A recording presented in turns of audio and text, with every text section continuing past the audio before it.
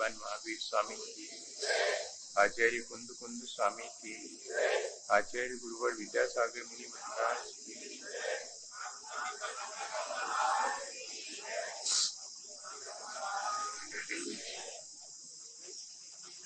हम सभी लोग भक्ति के माध्यम से अपने जीवन को अच्छा बनाने की प्रक्रिया पर विचार कर रहे हैं। भक्ति वितराग भगवान की होती है, लेकिन भक्ति करने वाले की अपनी योग्यता और क्षमता के अनुसार उसे भक्ति का फल मिलता है। भक्त चार तरह के होते हैं। एक जो इंद्रिय विषयों की आकांक्षा से भगवान की भक्ति करते हैं, वे अर्थार्थी कहलाते हैं। जिन्हें सांसारिक सुखों से प्रयोजन है और उनकी पूर्ति के लिए वे भगवान की भक्ति देते हैं। एक वे हैं जो अपने किसी सांसारिक दुख या विपत्ति में भगवान की भक्ति करते हैं। वे अपने दुखों से बचने के लिए, और वो भी बहुत सांसारिक सुख सुविधाओं के अभाव से उत्पन्न होने वाले दुख से बचने के लिए भगवान की भक्ति करते हैं। कुछ ऐसे भी भक्त हैं जो इस जिज्ञासा से भक्ति करते हैं कि सुना है बहुत भक्ति करने से लाभ होता है, चमत्कार हो जाता है, जीवन में अपनी मनचाही चीज प्राप्त हो जाती है। देखिए, भक्ति करके देखते हैं क्या होता है। ऐसी जिज्ञासा से भरकर के भी भक्ति की जाती है। ऐसे जिज्ञासु प्रकार के भक्त भी हैं। भगवान की भक्ति वे इसी दृष्टि से करते हैं। चौथे प्रकार से भगवान की भक्ति करने वाले भक्त वो ज्ञानी हैं। जांचू नहीं सुरवास पुनिनर राज परिजन साथ जी, बुध जांचहूं तो भक्ति भाव हो दीजिए शिवनाथ। वंदे तद्गुण लब्धये पुनातु चित्तम दुरितांजनेभ्या।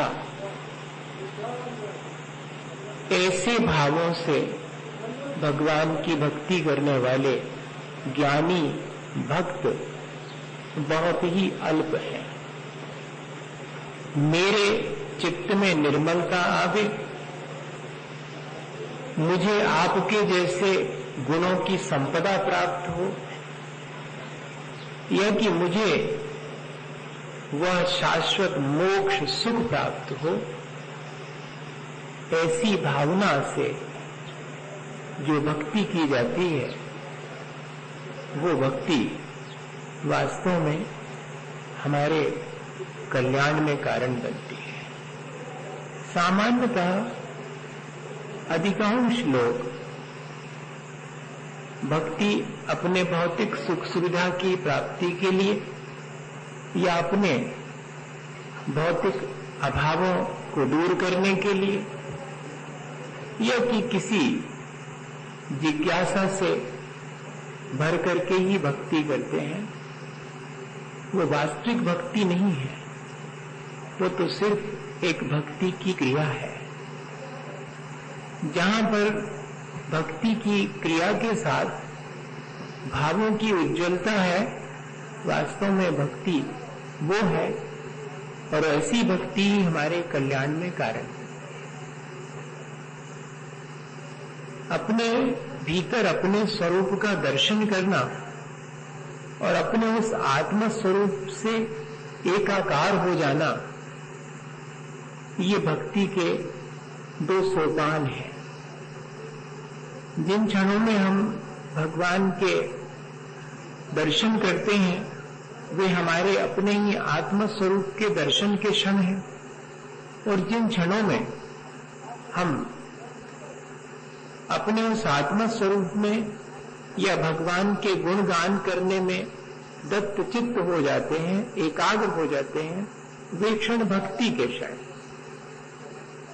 दर्शन और भक्ति दोनों अपने ही आत्म स्वरूप की तरफ देखना और अपने ही आत्म स्वरूप में लीन होना।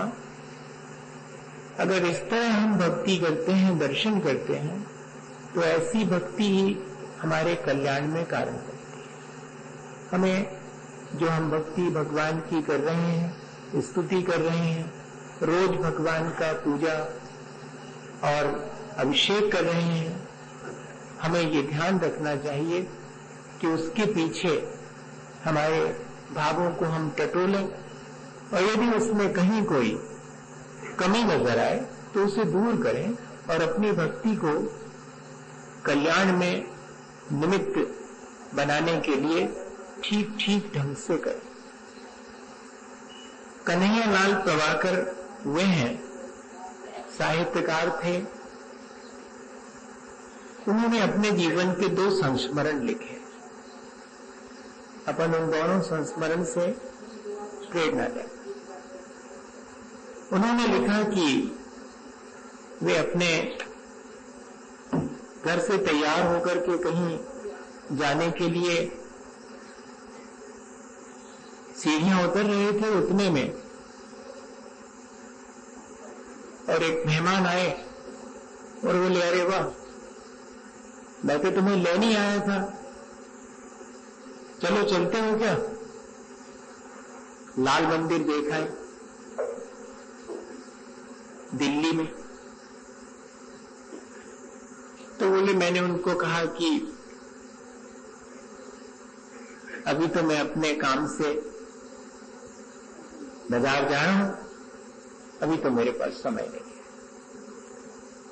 फिर जब वो बाजार से सामान लेकर के लौटने लगे तो एक मित्र के यहां जाकर के उससे मिलने का मन हुआ। तो उनके यहां पहुंचे तो देखा कि वहां वो लोग सब तैयारी में खड़े थे कहीं जाने की। तो जैसे ही ये पहुंचे तो बोले, प्रभाकर अच्छे समय पर आए, चलो देखा है, लाल मंदिर देखा है। तो बोले, हमने इनके हाथ जोड़े और कहा कि वह तो सामान लेके आया हूं, घर लौटूंगा। घर लौटते समय उन्होंने लिखा कि मुझे एक बात मन में बार बार कचोटती रही कि अरे, क्या लाल मंदिर, लाल किला, संसद भवन और सिनेमा के शो की तरह देखने की चीज है क्या? लाल मंदिर जहां की भगवान विराजते हैं, वो संसद भवन, लाल किला और किसी सिनेमा के शो की तरह देखने की चीज नहीं है। वह तो कुछ और ही है। और ये तो सब कह रहे हैं कि आओ लाल मंदिर देखा है। तब फिर बहुत सोच में डूब गए कि दर्शन और देखने में कोई अंतर है भी या नहीं है, या दोनों एक ही चीजें हैं। जब मन के भीतर ऊहापोह मचा तो बचपन की याद आई कि जब 5-7 बरस के थे तब मां के साथ में नदी के किनारे नहाने गए। तो मां का तो मन था कि मेरा बेटा नदी में एक आध डुबकी लगाए, आनंद ले, नहाए, लेकिन अपने से तो तैरना आता नहीं था। तो जब मां ने कहा कि बेटे डुबकी लगा करके नहाओ, उसका आनंद अलग है, तो इनकार कर दिया कि अपन से तैरना भी नहीं आता और अपने को डर लगता है। तो मां ने कहा ठहरो। वो घाट के ऊपर सीढ़ियों पर बैठ गई और बेटे को कहा कि मैं हाथ पकड़ लेती हूं, तुम एक सीढ़ी नीचे उतरकर डुबकी लगाओ, हाथ मेरे पकड़े रहना। ऐसा ही किया। प्रभाकर जी लिखते हैं, मुझे मां का हाथ पकड़कर पानी में डुबकी लगा के स्नान करने का बहुत आनंद आया। वो घटना आज उस दर्शन और देखने की उलझन को दूर कर गई। जैसे कि नदी के घाट पर बैठी हुई मां का हाथ पकड़कर नदी में डुबकी लगाकर स्नान करने का आनंद लिया, ऐसे ही भगवान के मंदिर में जाकर मूर्ति का हाथ पकड़कर उसमें बैठे हुए मूर्तिमान के भीतर डुबकी लगाने का आनंद लेना ही दर्शन है। बाकी तो दो आंखों से तो जो देखा जाए वो देखना। हमारे भीतर इस देह में जो चेतना की धारा बह रही है, इस देह से हट करके जब हम उस चेतना की धारा में डुबकी लगाते हैं वो दर्शन है, और इस देह को ही देखते रह जाते हैं वो तो देखना कहलाता है। ऐसा ही भक्ति में है, जहां हमारा मन श्रद्धा और भावना से भरा है, वहां भगवान के स्वरूप का हम दर्शन करते हैं और उनके गुणों में जो हम डूबते चले जाते हैं, जो हम एकाग्र होकर तल्लीन होते चले जाते हैं, वो है भक्ति। ऐसी भक्ति हमारे जीवन को उत्थान करने में कारण बनती है, ऊपर उठाने में कारण बनती है। और जैसे ही भगवान के स्वरूप का दर्शन होता है तब क्या स्थिति बनती है, तो बैठे वादिराज महाराज के चरणों में आनंदाश्रु स्नपित वदनम गदगदम चाविजल्पन यश्चाएत त्वयि दृढ़मना स्तोत्र मंत्रैर्भवन्तम तस्यावस्था तपित सुचिरम देह वल्मीक मध्यान निष्काश्यन्ते विविध विषम व्याधियो काद्रवे प्रागेवे त्रिदिभवना देशता भव्य पुण्यात् पृथ्वी चक्रम कनकमयताम देवनिन्ये त्वयेदम ध्यान द्वारम मम रुचिकरम शांत गेहम प्रविष्टा तत्किम चित्रम जिनवपुरिदम यत् सुवर्णीकर। जब उनके चरणों में बैठते हैं तब वे भक्ति करते हुए दिखाई पड़ रहे हैं। उनकी भक्ति से हम अपने भक्ति करने के ढंग को परिष्कृत करें, सुधार लें। क्या कह रहे हैं वादिराज महाराज भगवान की भक्ति करते हुए कि जैसे जैसे आपके स्वरूप का दर्शन करता हूं आनंद आ जाता है। क्यों? मेरा भी स्वरूप ऐसा ही है, ऐसा विचार मन में आता है तो अत्यंत आनंद होता है, लेकिन अगले क्षण अपनी विकारी अवस्था को देख करके दुख भी होता है, तो आंसू आ जाते हैं। आनंद आंसू, एक तरफ आनंद भी है कि चलो अच्छा हुआ, भगवान के दर्शन से मुझे अपने उस स्वरूप का दर्शन हो गया जो कि मेरे अंदर स्वयं है, जिसे मैं प्राप्त कर सकता हूं, जो मेरा अपना निजी है। लेकिन अगले क्षण अपने उस निजी स्वभाव से विपरीत मेरा जो विकारी परिणाम है उसे देख करके और मन दुखी होता है, आंसू आने लगते हैं।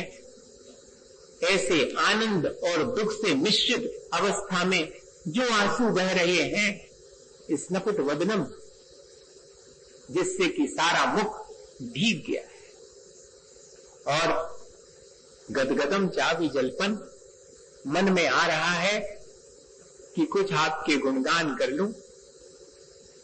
जैसे कोई अपना मिल जावे तो अपना दुख कहने का मन होता है, और जैसे कोई अपना मिल जावे तो अब हम बहुत सामर्थ्यवान हैं, ऐसा हर्ष भी होता है। देखो, ऐसी ही स्थिति भगवान के सामने जाकर के भक्ति करने वाले की हुई है। तो गदगद हो करके कुछ शब्द निकल रहे हैं, अभिजल्पन यश्चाएत त्वयि दृढ़मना स्तोत्र मंत्रैर्भवन्तम। तब उसके वो जो शब्द हैं, स्तुति है, वो मंत्र की तरह हो रही है। स्तुति के शब्द भी मंत्र बन गए हैं। और इतना ही नहीं, भगवान के गुणों में एकाग्रता भी हो गई है। ये सारी स्थिति निर्मित होने पर तस्याभ्यस्ता तपित सुचिरम देह वल्मीक मध्यान निष्काशन्ते विविध विषम व्याधियों काद्रवे।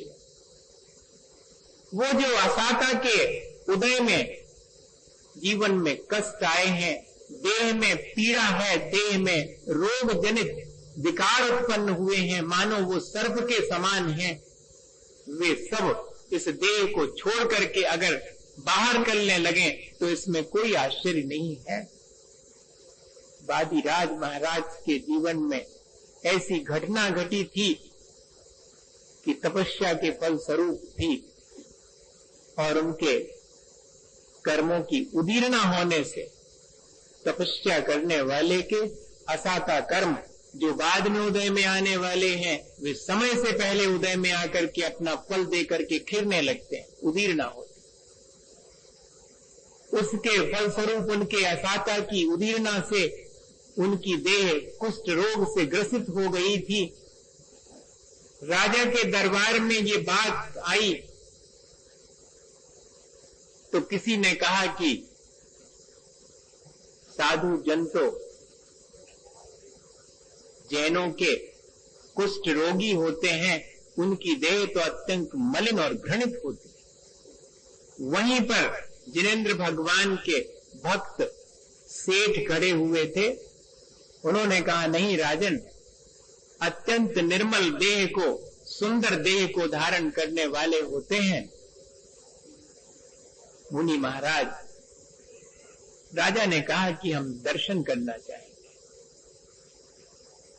दर्शन करने से दोनों बातें स्पष्ट हो जाएंगी, कौन सही है ये मालूम पड़ जाएगा और मेरे कल्याण में भी वो निमित्त बनते हैं या नहीं ये भी मालूम पड़। तब सेठ ने जाकर के वादिराज महाराज से कहा था कि भगवान, मैं तो वहां राज दरबार में ऐसा कह के आया हूं, पर आपके तो असाता के उदय में सचमुच आपकी देह रोग से ग्रसित हो गई है। अब मेरी लाज आपको रखनी है, मेरा वचन झूठा ना हो। तब वादिराज महाराज ने इतना ही कहा कि जिनेंद्र भगवान के शासन की जिसमें प्रभाव ना होगी वो करूंगा, बस ऐसा करूंगा जिससे कि जिनेंद्र भगवान के शासन की प्रभाव ना हो। और फिर उन्होंने इस स्तोत्र को भगवान के सामने उनकी स्तुति करते समय लिखा था, जिसमें स्पष्ट ही झलक रहा है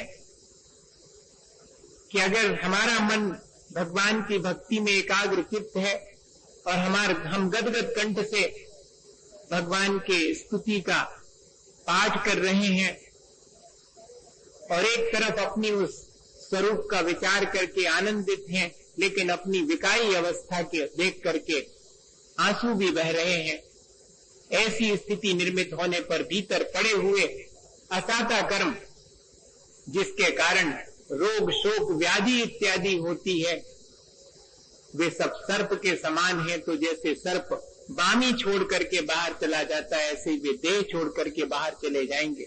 हमारा जीवन स्वस्थ और प्रसन्न हुए बिना नहीं रहेगा।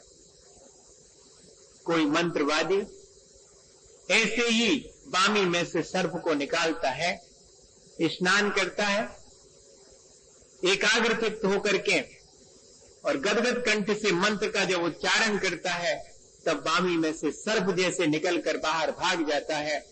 ऐसे ही आनंद के आंसुओं से धोया है मुख, स्तुति ही हो गई है मंत्र, और मेरा चित्त भगवान के गुणों में लीन हो गया है। ये अवस्था अगर उत्पन्न हुई है तो फिर इस देह रूपी बामी में बैठे हुए रोग रूपी सर्प अपने आप अगर निकल के भाग जाए तो इसमें कोई आश्चर्य नहीं है। इतने आत्मविश्वास और इतनी दृढ़ता से भर करके वादिराज महाराज भक्ति करते हैं, याचना नहीं करते हैं कि मेरी देह सोने की हो जाए। नहीं, वो तो सो डेफिनेट, वो तो होगी ही। मेरे असाता की वजह से ऐसा हुआ है, तो जब मेरे असाता की उदीर्णा हट जाएगी, मेरे असाता कर्मों का क्षय होगा, तो अपने आप ये अवस्था प्राप्त होगी। मैंने तो सुना है भगवान की प्रागे वे है त्रिदि भवना देशता भव्य पुण्या, भव्य जीवों के पुण्य से जब आप यहाँ पर अपना जन्म लेने वाले थे स्वर्ग से आकर के, उसके पहले ही देवों के द्वारा 15 महीने पहले से रत्नों की वृष्टि की गई थी और सारी भूमि पृथ्वी चक्रम कनकमयताम देव निन्ये त्वेदम, आपके आने से पहले सारी भूमि स्वर्णमयी हो गई थी। ध्यान आहूतो हृदय कमलम यस्य तु त्वं प्रविष्टः तत्किं चित्रम दिनपपुरिदम यत्सुवर्णी करोति। अब मैंने तो आपको अपने ध्यान में, अपने हृदय में आकर के बिठा लिया है।